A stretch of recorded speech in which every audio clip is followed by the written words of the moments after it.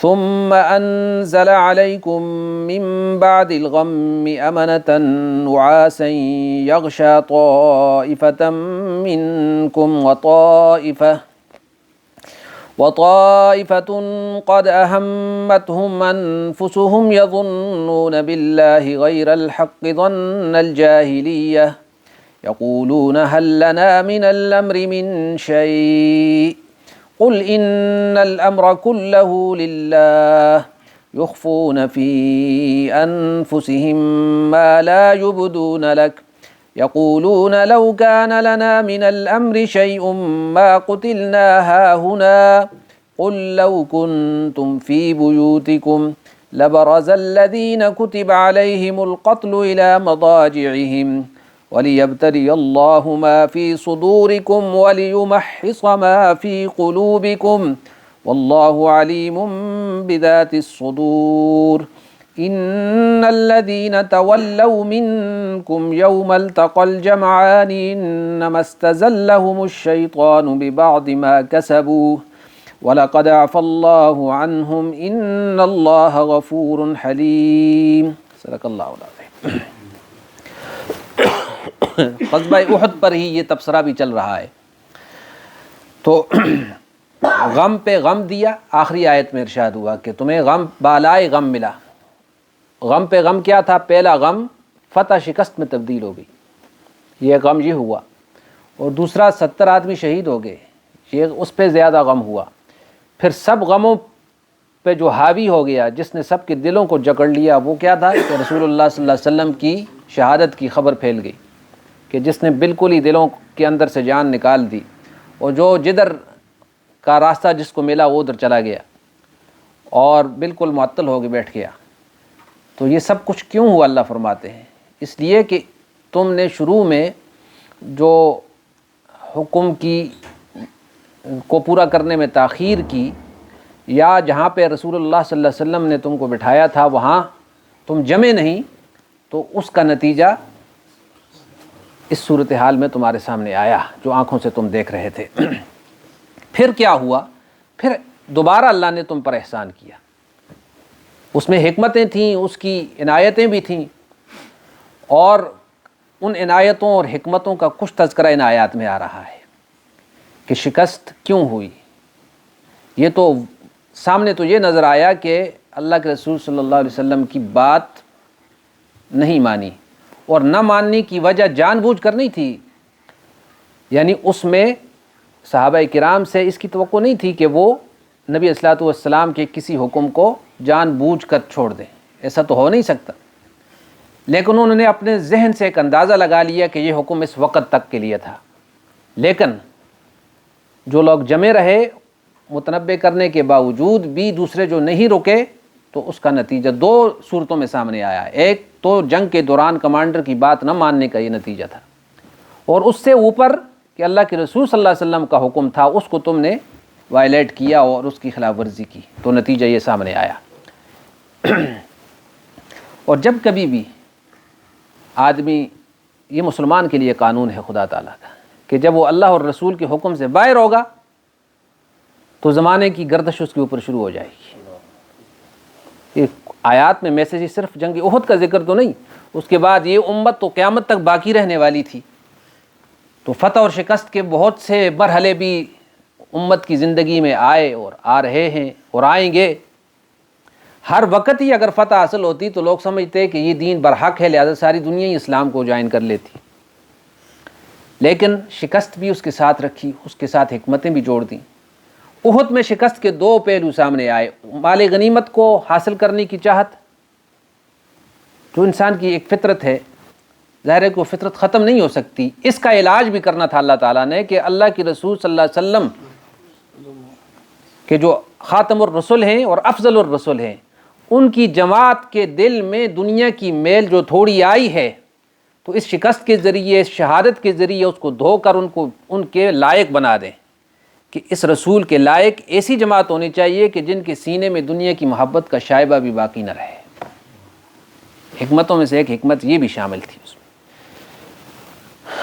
لیکن نقصان تو بہرحال دنیا کی چاہت کا نقصان تو ہوا، مال غنیمت کا، کہ مورچہ چھوڑنے کی وجہ سے اور کمانڈر کی بات نہ ماننے کی وجہ سے، حضرت عبداللہ بن جبیر ان کا نام ہے صحابی کا، جو ان کے کمانڈر تھے، ان کا حکم نہ ماننے کی وجہ سے یہ ساری افتاد آئی۔ عجیب بات تھی، میں کتاب پڑھ رہا تھا تاریخ کی ایک، اور وہ ہے مسلمانوں کا جو دنیا میں عروج ہوا ہے، تو وہ پہلی آپ یہ سمجھیں کہ صدی ہجری ہے، جس میں انہوں نے پوری دنیا پر ہر طرف جو ہے چل نکلے تھے اللہ کا دین لے کر۔ ادھر آگے بیٹھو۔ ہمارے سندھ اور ہند کی طرف محمد بن قاسم، اور اندلس کی طرف مغرب کی طرف کون سا آدمی چلا تھا؟ طارق بن زیاد۔ وہ مقامی ہے، لیکن اس کو بھیجنے والے تھے موسیٰ بن نصیر، ان کا نام ہے رحمہ اللہ، یہ تابعی ہیں۔ ان کے والد جو تھے وہ جنگ حنین میں حضرت علی کے ساتھ تھے اور بہت اللہ والے آدمی تھے۔ تو طارق بن زیاد جو تھے یہ عرب تھے، اور نہیں بربر تھے۔ جو بربر وہ قوم ہے جو مغرب اقصیٰ میں بستی ہے، مثلا مراکش میں، تیونس میں اور لیبیا میں جو مقامی لوگ تھے وہ عرب تو نہیں تھے، ان کو بربر کہتے ہیں۔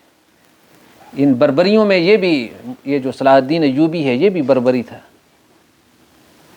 تو یہ جو لوگ تھے، اسلام کا جو پیغام تھا، حضرت عقبہ بن نافع رضی اللہ عنہ رحمہ اللہ جو تھے، بہت بڑے جو کمانڈر تھے، حضرت عثمان کے دور میں انہوں نے یہ ایک مراکش تک کا علاقہ فتح کیا تھا۔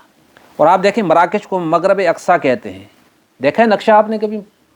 دنیا کے نقشے پہ عبرت کی نظر کبھی کبھی ڈال دیا کریں۔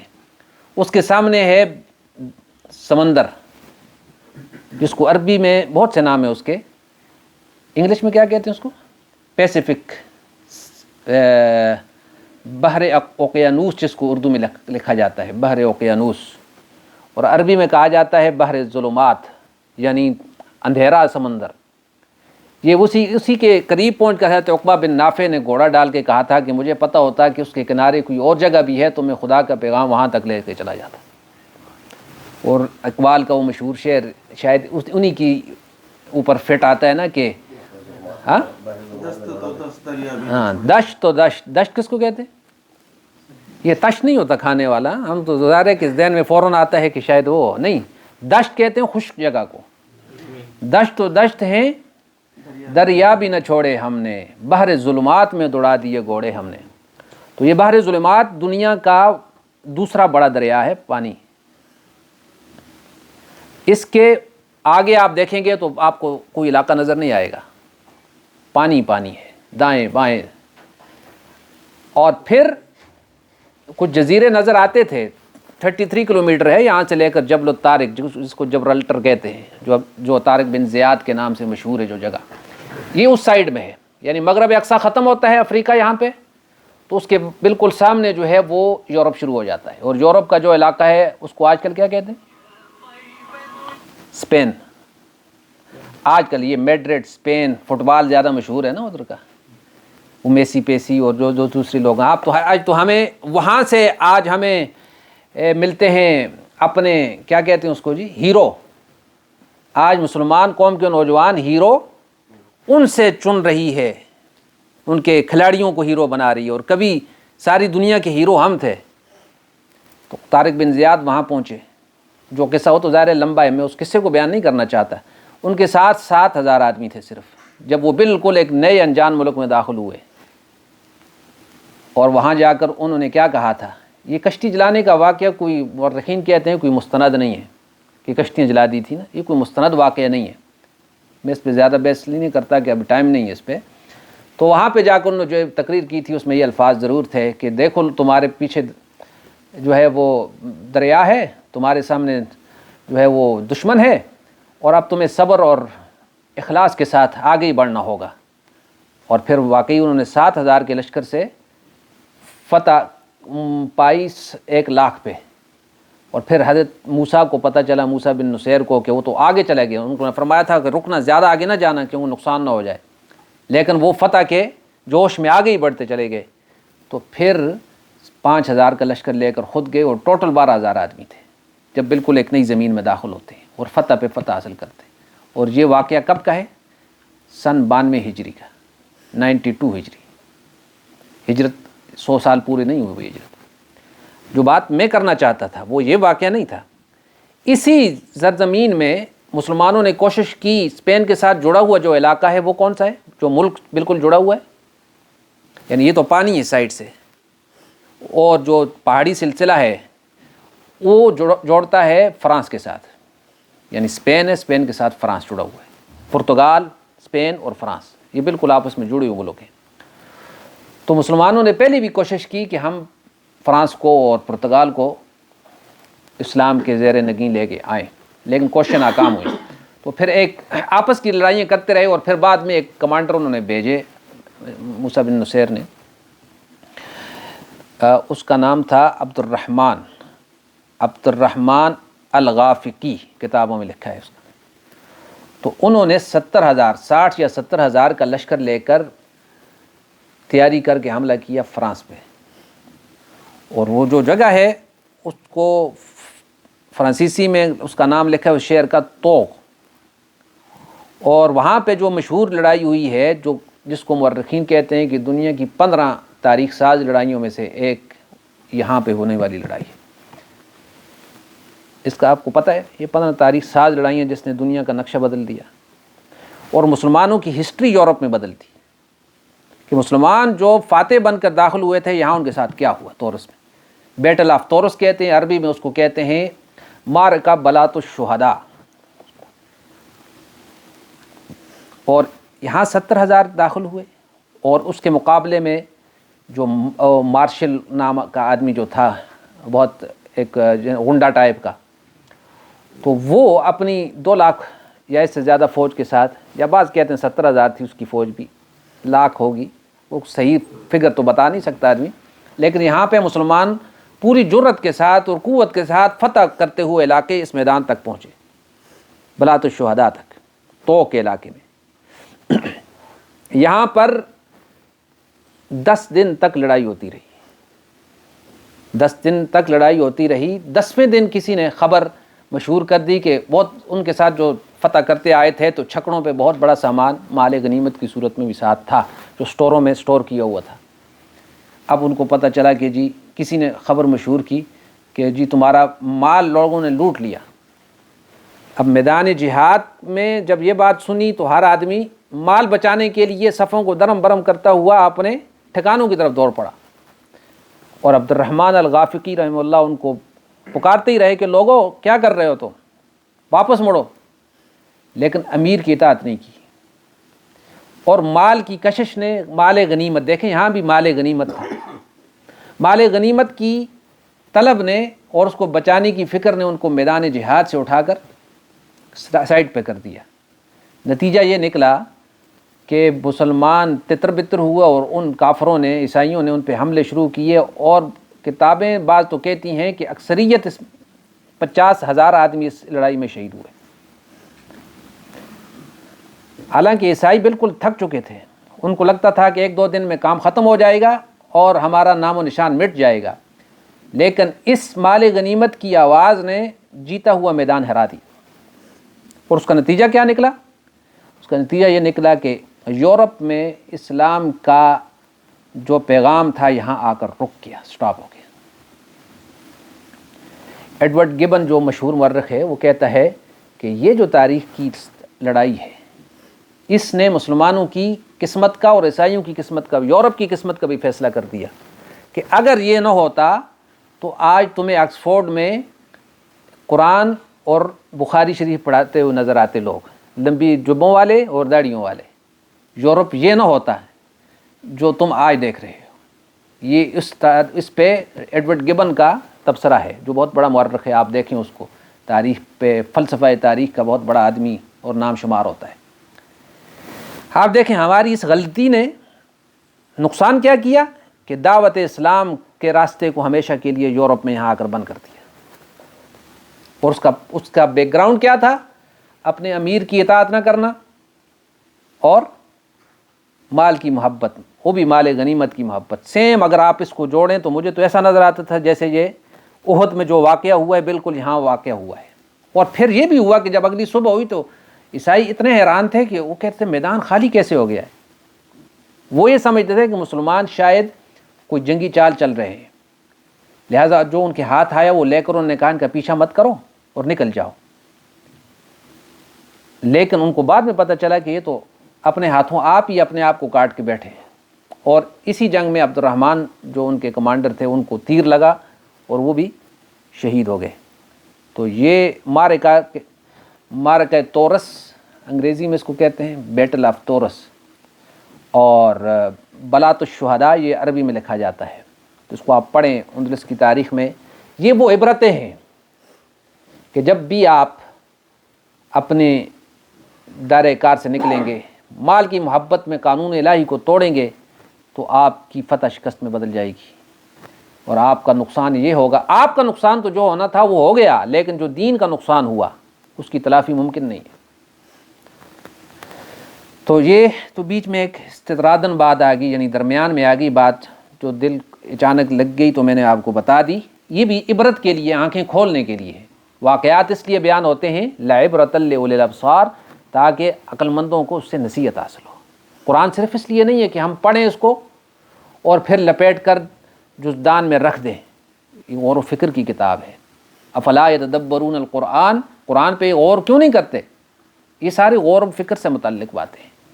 اب آپ آئیں آیات کی طرف۔ ثم انزل علیکم من بعد الغم امنا، پھر اتارا، نازل کرنا، انزل علیکم، تم پر ہم نے اتارا ہے مسلمانوں، احد میں لڑنے والوں، مجاہدوں، من بعد الغم، گھٹن کے بعد، غم کے بعد کیا اتارا؟ امنا، اطمینان، امن سے ہے، امن اطمینان اتارا ہم نے، اور اس کی شکل کیا تھی؟ نعاسن، وہ ایک اونگ تھی، اونگ، نعاسن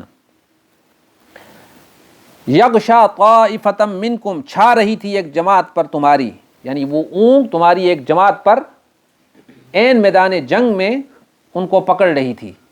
وطائفۃ، اور دوسری جماعت ایک ایسی بھی تھی، ایک ایسا گروہ بھی تھا، قد اہمتہم انفسہم، جن کو صرف اپنی جانوں کی فکر پڑی تھی۔ قد اہمتہم، فکر پڑی تھی ان کو، اہم یعنی ہم کہتے ہیں فکر کو، انفسہم، صرف اپنی جانوں کی، یظنون، وہ خیال کر رہے تھے، گمان کر رہے تھے، باللہ، اللہ کے بارے میں، غیر الحق، غلط خیال، ظن الجاہلیہ، جاہلیت جیسا خیال، اللہ کے بارے میں غلط خیال ان کے سینوں میں آ رہے تھے۔ یہ کیا واقعہ ہوا؟ عین میدان جہاد میں جب یہ 70 کا واقعہ ہوا اور گڑبڑ ہو گئی اور یہ ساری خوفناک افواہیں پھیلی اور مسلمان تتر بتر ہوئے، پھر اللہ تعالیٰ نے ان پر اطمینان کی ایک لہر اتاری، اور وہ اطمینان کیا تھا؟ صحابہ کہتے ہیں کہ بیٹھے بیٹھے ہم پر ایسی نیند طاری ہوئی۔ حضرت طلحہ کا مشہور، حضرت عبد الرحمن بن عوف کہتے ہیں ہم بیٹھے ہوئے تھے، 2 بار میرے ہاتھ سے تلوار میدان جنگ پکڑے گر گئی، جیسے اب نیند آتی ہے آدمی کو تو پتہ نہیں چلتا، تو 2 بار تلوار گر ہاتھ سے نیچے گر پڑتی تھی اور میں اس کو پھر اٹھاتا تھا، اور میں نے لوگوں کو دیکھا کہ وہ اپنے اگر گھوڑوں پہ بیٹھے ہیں یا اپنی جنگوں پہ بیٹھے ہیں تو ان کے سر ان کی سامنے جھکے ہوئے ہیں نیند کی وجہ سے، اور یہ نیند اللہ کی طرف سے انعام تھا۔ جنگ بدر میں بھی ایسا ہوا۔ سورۃ الانفال میں اللہ تعالیٰ ارشاد فرماتے ہیں کہ اذ یغشیکم النعاس امنا، جب گھیرا تم کو، النعاس، نعاس اونگ، امنا جو امن والی تھی، تو وہاں بھی جب مسلمانوں کو اللہ تعالیٰ نے اطمینان دلانا چاہا تو ان کو عین میدان جنگ میں نیند نے پکڑا، اور اس نیند کی وجہ سے ان کا سارے تاب جو تھا، تکان جو تھی، تکلیف تھی، وہ دور ہو گئی۔ وہاں تو یہ سب کچھ لڑائی سے پہلے ہوا۔ وجہ یہ ہے کہ وہ مسلمان وہاں سے چل کر 70-80 کلومیٹر چل کے آئے تھے۔ ظاہر ہے کہ 70 کلومیٹر کار پہ نہیں گئے تھے، 70 کلومیٹر چل کے جانا پڑے۔ کتنے گھوڑے تھے، کتنی تلواریں تھیں، ذرا دیکھ لیں وہاں پہ کتابوں میں، تو اکثر پیدل تھے۔ 70 کلومیٹر چلنے کے بعد آدمی میں کیا رہتا ہے، لیکن اللہ تعالیٰ نے ان کو فرمایا کہ نعاسن، اللہ نے ان پر ایک اونگ اتاری جس نے ان کی ساری تکلیف کو دور فرما دیا۔ اور یہاں پہ بھی جہاد کے بعد، لڑائی کے بعد، یہ اللہ کی طرف سے انعام کے طور پر اونگ ان پہ طاری ہوئی، حتیٰ کہ صحابہ کے ہاتھوں سے تلواریں تک گر رہی تھیں۔ یہ اطمینان کی نشانی تھی کہ اللہ تعالیٰ نے ان کے دل کو مطمئن کر دیا اتنے سخت حالات میں بھی۔ اور اطمینان کب آتا ہے؟ جس وقت آدمی دل مطمئن ہوتا ہے، تو امن یہ خدا کی طرف سے ان پر اتارا گیا. اور گویا اس میں ایک میسج یہ دیا اللہ تعالیٰ نے کہ اللہ جب بچاتا ہے تو جو تلواریں چل رہی ہیں، گولیاں چل رہی ہیں، لیکن نیند آئی ہوئی ہے، خدا بچا رہا ہے، اپنی قدرت کے جلوے دکھا رہا ہے. اور دوسرا گروہ کون سا تھا؟ وطائفتن، اور دوسری جماعت وہ تھی قد اہمتہم انفسہم، جن کو اپنی جانوں کی فکر پڑی تھی. یہ کون لوگ تھے؟ یہ منافقین تھے جو مسلمانوں میں گھسے ہوئے تھے. سارے واپس نہیں ہو گئے تھے، 300 تو بڑے بڑے جو تھے عبداللہ بن ابی کے ساتھ واپس ہو گئے تھے، لڑائی میں شریک نہیں ہوئے، دور سے بیٹھ کے تماشا دیکھ رہے تھے. مدینہ اور احد کتنے دور ہے.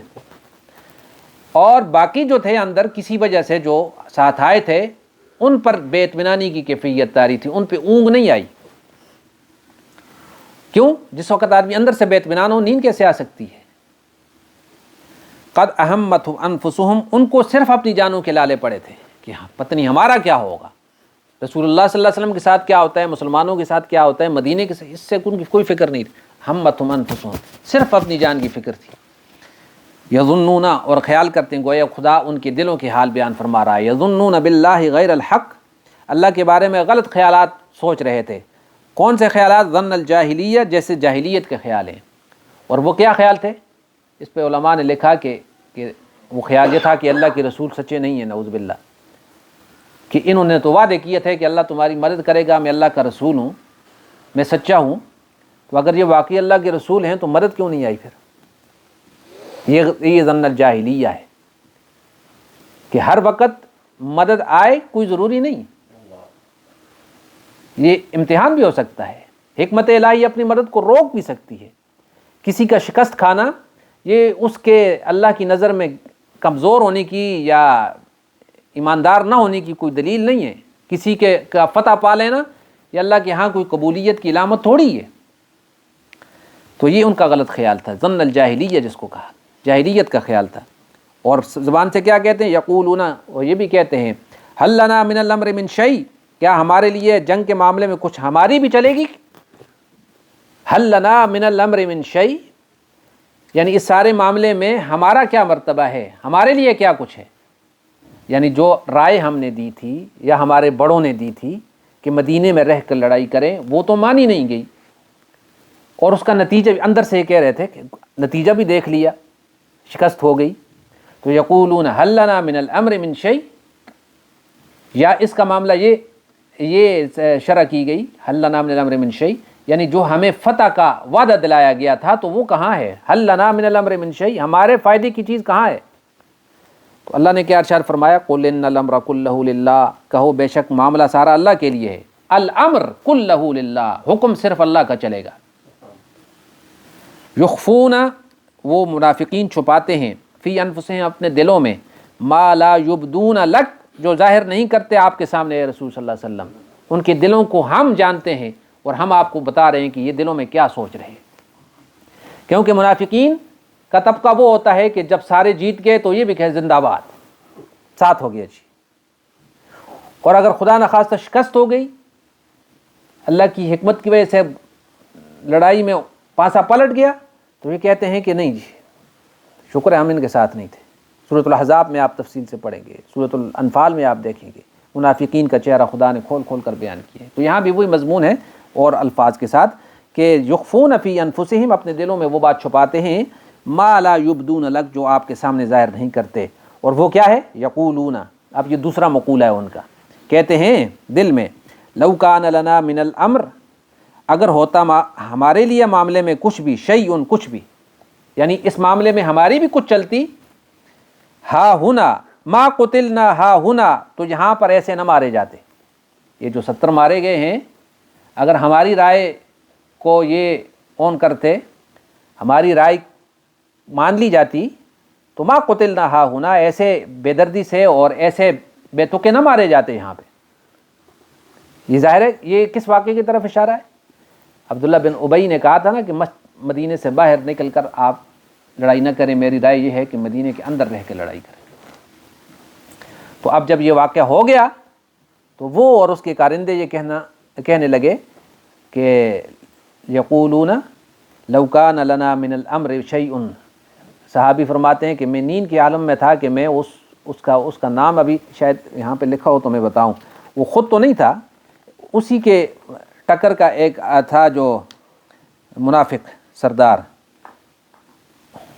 نہیں اس میں نہیں، اور میرے ذہن میں بھی اس وقت تازہ نہیں ہو رہا نام، تو وہ جو تھا کہتے میں نے اس کو سنا کہ وہ کہہ رہا ہے حل لنا من الامر شیء ما قتلنا ہا ہنا، کہ اگر یہ ہماری مانتے تو یہاں پہ ایسے نہ مارے جاتے۔ تو قل آپ فرما دیجئے لو کنتم فی بیوتکم، اگر تم اپنے گھروں کے اندر بیٹھے ہوتے، لو کنتم اگر ہوتے تم فی بیوتکم، بیوت بیت کی جمع ہے، لبرزا ضرور ظاہر ہوتا وہ، برزا ظاہر ہوتا وہ، الذین کتبہ جو لکھا گیا علیہم ان پر، القتل مارا جانا، یعنی اگر ان پر اللہ نے قتل ان کی قسمت میں لکھا ہوتا تو یہ میدان میں نہ بھی نکلتے، اپنے گھر میں بیٹھے ہوتے پھر بھی قتل ہو کے رہتے۔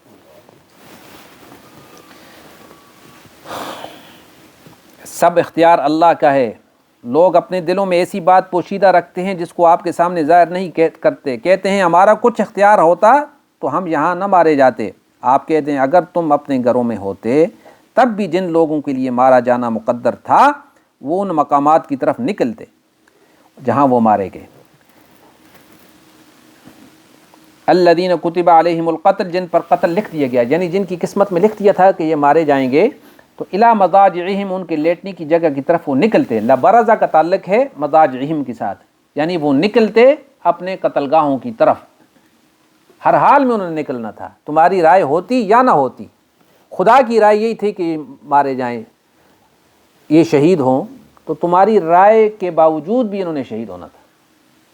تو اس میں بتا دیا کہ معاملہ صرف اللہ کے ہاتھ میں ہے، اگر وہ چاہے تو انسان عین میدان میں اس پہ نیند طاری کر دیتا ہے اور کوئی اس کا بال بھی کا نہیں کر سکتا، اگر وہ نہ چاہے تو اپنے گھر سے اٹھائے گا اور میدان قتال میں پہنچائے گا اور وہاں وہ مارا جائے گا۔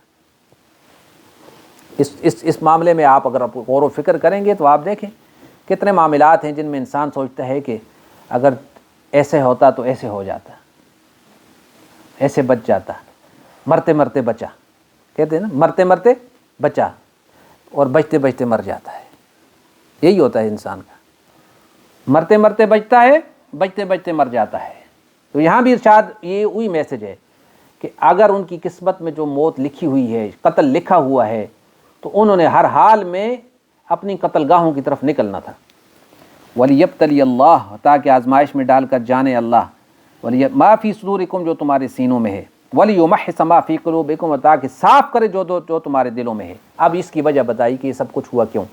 وَلِيَبْتَلِيَ اللَّهُ، تاکہ آزمائش میں ڈال کر جانے اللہ، مَا فِي صُدُورِكُمْ، جو تمہارے سینوں میں ہے۔ منافق اور سچے مومن کی پرکھ کے لیے یہ سب کچھ ہوا۔ یہ باتیں وہ نہ کرتے، اگر یہ ساری معاملات نہ ہوتے تو منافق کا کیسے پتہ چلتا، اس کی یہ ساری باتیں کیسے سامنے آتی، اس کی دل کی کیفیت کیسے کھلتی۔ تو یہ پہلے ہے ابتلاء، آزمائش، مومن کی بھی آزمائش تھی اور منافق کی بھی آزمائش تھی، جو سینوں میں چھپے ہوئے راز تھے ان کو خدا نے نکالا اس کے ذریعے۔ وَلِيُمَحِّصَ، تاکہ صاف کرے، مَا فِي قُلُوبِكُمْ، اے سچے مسلمانوں جو تمہارے دل میں کچھ چھوٹی موٹی تنگی آ گئی تھی، جو ناراضگی اللہ کے رسول کی طرف سے، ظاہر ہے کہ ایک رائے کے خلاف بھی رائے ہوتی ہے، اور جو مال کی محبت کی وجہ سے جو نقصان ہو رہے، جو تمہارے دلوں میں پیدا ہو گئی تھی تھوڑی بہت ایک میل، تاکہ اللہ اس میل کو بھی صاف کر دے، یہ حکمتیں تھیں۔ واللہ علیم بذات الصدور، اور اللہ سینوں کی باتوں کو خوب جانتا ہے۔ اللہ دلوں کے بیدوں سے واقف ہے، ان سے کسی کی کوئی حالت پوشیدہ نہیں۔ احد میں جو صورت پیش آئی تم کو ایک آزمائش میں ڈالنا مقصود تھا، تاکہ تمہارے دلوں میں ہے وہ باہر نکل آئے، امتحان کی بٹی میں کھرا کھوٹا الگ ہو جائے، مخلصین کامیابی کا صلہ پائیں اور ان کے دل آئندہ کے لیے وسوسوں سے پاک ہو جائیں، اور منافقین کے دل کا نفاق بھی کھل کے سامنے آ جائے، اور سب لوگ ان کے اندر کو پہچاننے لگ جائیں کہ یہ کون ہے، حقیقت ان کی کھل جائے۔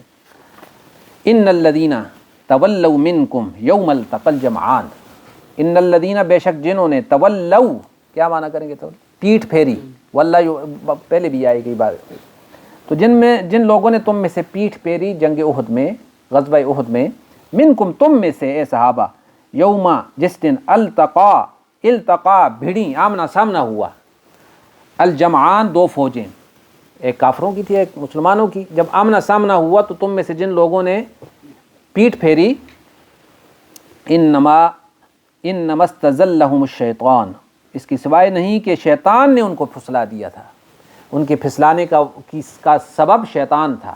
اب دیکھیں گناہ کی نسبت شیطان کی طرف کی، انما استزلہم الشیطان ببعض ما کسبوا، ایک حرکت کی وجہ سے جو انہوں نے کی۔ شیطان کو کب موقع ملا نقب لگانے کا، ان کے دلوں تک پہنچنے کا، کہ انہوں نے ایک ایسا کام کیا تھا کہ شیطان کو اگلا سٹیپ کرنے کا موقع مل گیا۔